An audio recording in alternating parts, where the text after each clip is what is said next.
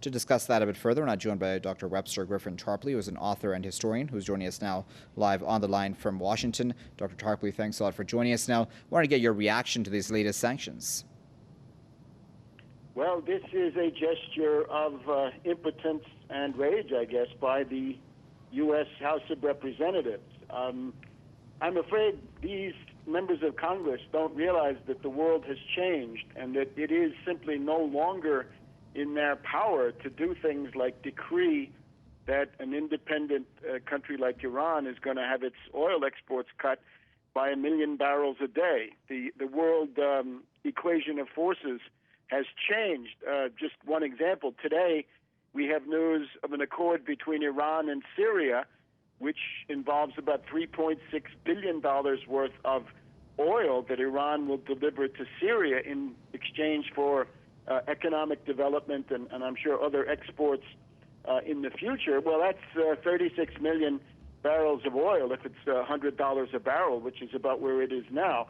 So with those sorts of deals and arrangements with other countries, I don't think that the United States has the ability to do this anymore. Naturally, they can do mischief. They can cause useless suffering. But let me just say a word about this Congress, to put it perhaps in perspective. These congressmen are about to leave town here in Washington, right? They can't wait to get out of town. I wish they'd gone earlier. They're going to leave on Friday. And as they leave, here's what we find. This is the most hated Congress in the history of the United States. Their approval rate is 10%. Cockroaches and traffic jams are more popular among Americans than these members of Congress.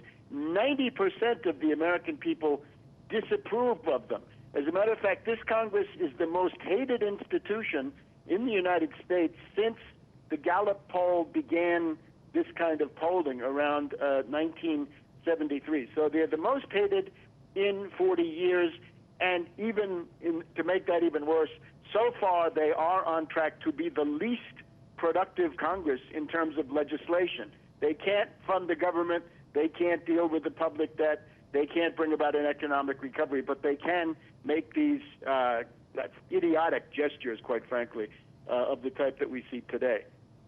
And briefly, if you can, Dr. Tarpley, don't such policies just come off as just being bad policy, considering they do increase crude prices throughout the world, as we've seen in the past?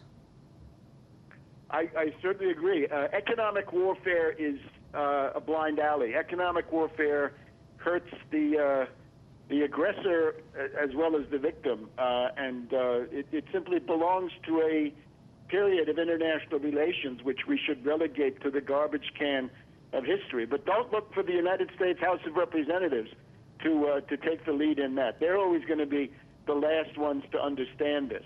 So I think this is a deplorable episode. It's an embarrassment for Americans that the Congress does these things.